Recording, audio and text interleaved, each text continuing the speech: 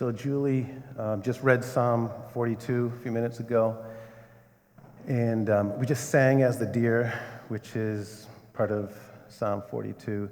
But now let's process a little bit together some of that psalm.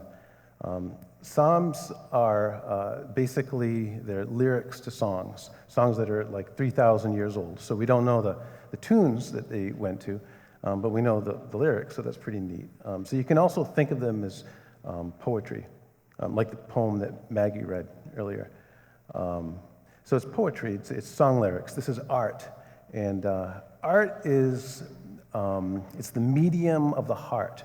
So here the psalmist or the artist, as he's writing, is pouring out his heart.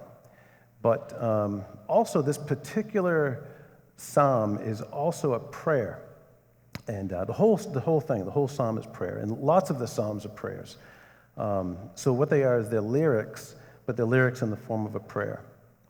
And just like, it's just like how some hymns and a lot of the newer worship songs that we sing, they're prayer. Like the first song that we sang earlier for the beauty of the earth, we sang, Lord of all, to thee we raise this our hymn of grateful praise. It's like that's a prayer, that part of it. Maybe not the other words in the hymn, but that part, it's like you're addressing God. Lord of all, to thee we raise this our hymn of grateful praise.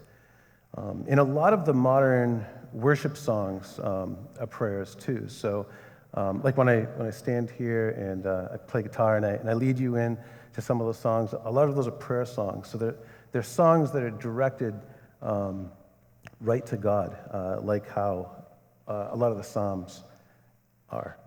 So, but the artist here is pouring out his heart, but it's prayer. So he's pouring out his heart to God. As the deer longs for streams of water, it says, so my heart, my soul longs for you, God. My soul thirsts for God, for the living God. It says, when shall I come and behold the face of God? When will I see God? When can I meet with God? And then later he says, these things I remember as I pour out my heart, as I pour out my soul. It sounds like he's really longing for God. And it's not that he doesn't have God, and it's not that he stopped believing in things, right? It's not like there's some special list that he's supposed to subscribe to of things to believe. And if he can just check off those, then he's okay. Check off this one, check off, okay, I'm okay. No, it's not that. Faith is more than that. It's about experiencing God for yourself. It's about the heart. And right now, maybe not always, but right now as he's writing this psalm, for some reason, his heart is empty. It's like he uses imagery of thirst. So it's like when you're hungry and your stomach is empty. It's like he's saying, I'm hungry for God. I'm thirsty for God. My soul thirsts for God. And this is making me thirsty. Come on, take a little. Anybody wants to take a sip? Now's a good time. But I think that we can all go through times in our lives when we're thirsty for God. And also, I know by experience, we go through times where we're apathetic to God. And maybe right now, your life is great, and you maybe don't really need God with how great things are going, but eventually, you're going to find yourself in a place where you're longing for something more, where you're thirsty for something more, where what you have in your life just isn't enough, and you're going to begin to long for God. You're going to get thirsty. And like the psalmist, you're going to say, and like that song, you're going to say, as the deer pants for streams of water, pants for living streams, as it longs for that, that's the way my soul longs for you. That's going to happen at some point, like that song. And music is a funny thing. The arts in general are. It's like they have this way of making us feel, right? Or maybe it's that they're drawing something out of us, Maybe it's already there. Maybe there's some longing. Maybe it's already there, but we're not really in touch with it. That song, the little ditty that I just, Lord of all, to thee we raise this our hymn of grateful praise. We can be singing and thinking, okay, after church, I go across the street to am I going to get an A burger or a B burger over there? And then that part of the song, that prayer, that longing, Lord, to thee, When we sing that, maybe it just lifts our heart just a little bit, Maybe it helps to draw that out just a little bit, drawing out our desire and our longing for God. Last week, my wife, Linda, and I, sweetie, we were standing here and we were helping to lead you in that song, that new worship song, Spirit Speaks. Your Spirit speaks, it moves in me, and I'm awakened to your love, awakened to your love. And then it says, you're drawing me onto my knees, and I'm astounded by your love. When we're astounded by his love, we're awakened to him. When I sing that, it's like I'm allowing myself to feel, and I'm letting it just draw something out of me, maybe something that's there already. And suddenly I find myself in that place. I find myself awakened to God, and I find myself astounded by God's love. So maybe there's this longing that's just kind of built in, It's there, it's in us. Saint Augustine in the 4th century, he said that our hearts are restless until they find their rest in you. Maybe you've heard that before. Our hearts are restless until they find their rest in you. So we're pouring out our hearts to God in longing for God. But not just in terms of longing. We're pouring out our hearts to God, but not just in terms of longing. But we also pour out our hearts to God in terms of like when we're downcast. This psalm, Psalm 42, it's a lament psalm. Lament isn't a word that we use all the time, but it means to express yourself to God in times of sorrow. About a third of the Psalms, good chunk of the Psalms are lament Psalms. Some of them you look at and you read, and they're very up, but a good amount of them, the person who's writing them, the artist who's penning them, is going through a hard time. And, so these Psalms they're laments, they're complaints before God, they're protests to God, protesting to God. But a lament is when you're pouring out your heart to God during times of, when you're going through grief or times of mourning. When you're pouring out your heart to God, when you're depressed or when you're feeling broken, those are laments. When we're overcome with sadness or we're in despair, we pour out our hearts to God. We can't be happy all the time, right? This is real life we're talking about. In verse 5 and verse 11, the psalmist in the psalm here says, why are you so downcast, my soul? And why are you so disquieted or disturbed? Why are you so disturbed within me? So this psalmist is in a bad place, but he's getting his feelings and he's bringing them to God. He's pouring out his soul to God. And in the Psalms, when the psalmists lament, it isn't always pretty, when you're angry at God, when you're depressed, when you're full of grief, you find that suddenly your prayers aren't necessarily so polite. You're, when you've lost something or someone, it's, why, God, right? You just yell, you scream, you cuss, you swear, you just give God an earful. The first line of the poem that Maggie read said, you do not have to be good. You do not have to be good, Mary Oliver. When you're at that point, it's not, your prayers don't have to be polished. You don't have to make sure you're saying it the right way, because when you're at that point, you're not even thinking that way. You're not thinking about being theologically accurate at that point. If you need to ask God to forgive you after, but you got to go through that. It's not about that. It's about what you're feeling, and it's about being able to express that to a loving God. We want to be healthy human beings, right? We don't want to hold it in, and we want to grow into spiritual maturity. And part of that is learning how to express our heart to God when we're downcast. And if you're upset, like really upset, and you express that to God, kicking and screaming, shaking your fist at God, to lay into God like that, it's like you have to be really confident, in your relationship with God. You have to.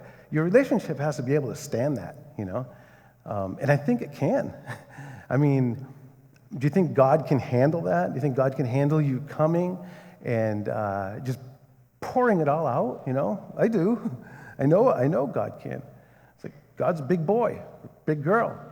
God wants to be there for you when you need to vent. We can totally be unfiltered with God. We don't need to censor our words.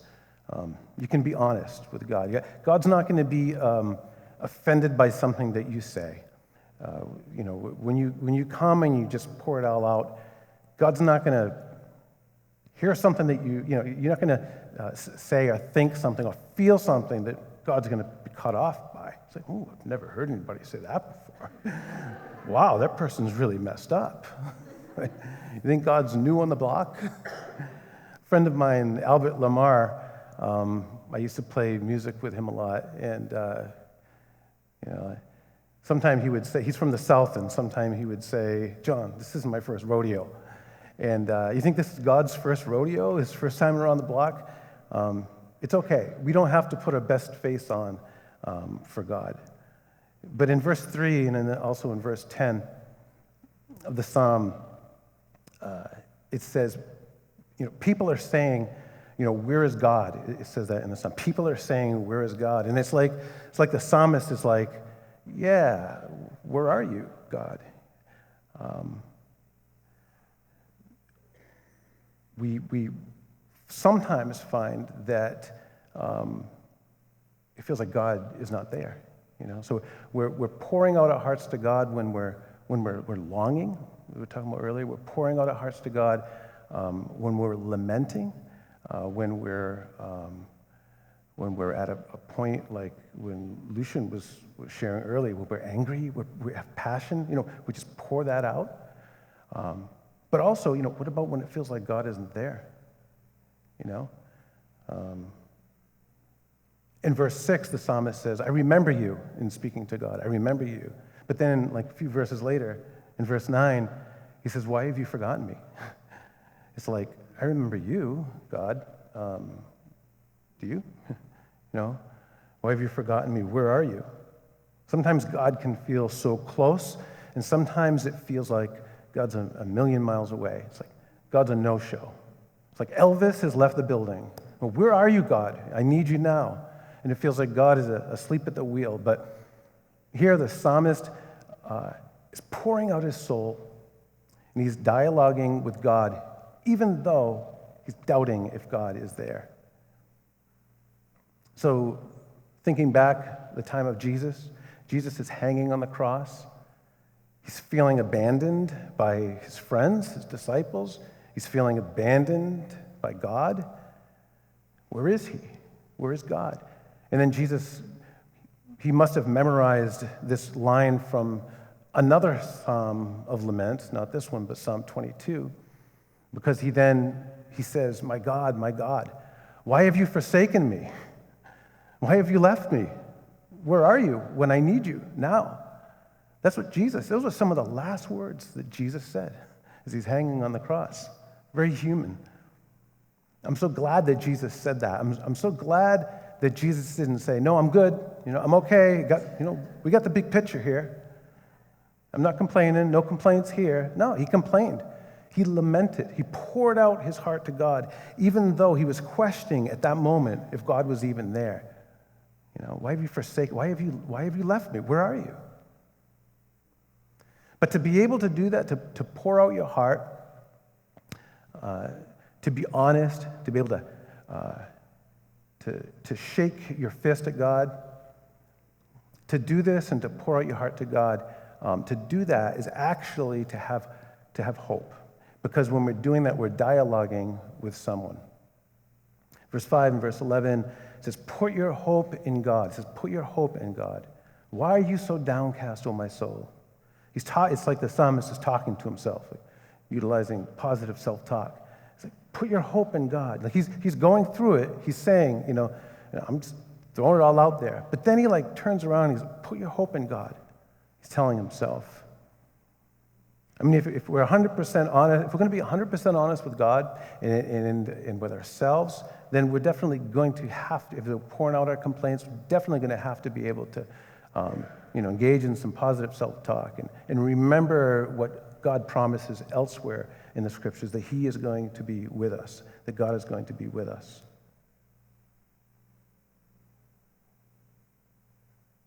But hope is like saying, we refuse to settle for things as they are. It's like we're shooting higher for that. We refuse to settle for things how they are. Right now, God may be distant, but I know He's there. Right now, God, I'm going through a really hard time, but I'm going through it with God. We refuse to settle for things the way we are. We're looking forward. That's what hope is.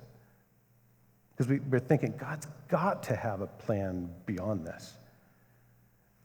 So in verse 5 and 11, again, he says, for I will yet again praise God, my help and my God. It's like, I might not be there now. I might not be at that place now where I can praise, where I can hope. And you might not be there. You might be at a place where you can pour out your heart to God and just really just everything, You might be but you maybe feel like, you know what? That's okay. I can't go that far. I can't hope right now. But that's all right. Maybe you can't, You will. Maybe you can't. And that's part of community. When you can't hope, then I can hope for you. And then when I lose my way, or when I'm lost in the mess and I can't hope, then you can hope for me. As I just kind of finish up here, you know what God is like? Because behind all of this is that God can handle this. God can handle us pouring out our heart. But you know what God is like? God is like a best friend who knows you so well that you can say anything. You can say anything to God. Not going to be surprised. Isn't going to make a judgment that you said such and such. They're going to understand. They're not going to take offense. They know what you mean by that. That's what God is like for us. We don't have to worry. God's like family. God knows us. Wants us to be able to get through our stuff, but then really wants to see us come out on the other side. Like a good parent wants us to be able to thrive and to flourish. So as we learn together to pour out our hearts to God, as we long for God, but also as we're pouring our hearts to God, as we're lamenting and sharing our suffering with God, and even pouring out our hearts to God when we feel like, where is He? God is not here. And as we learn to do this well, that's when we're practicing hope. It's like that first line. As the deer panteth for the waters, so my soul longeth after thee. As we finish up, let's just close our eyes right now and sing that one line with me. All together, everyone. As the deer panteth for the water, so my soul longeth after thee.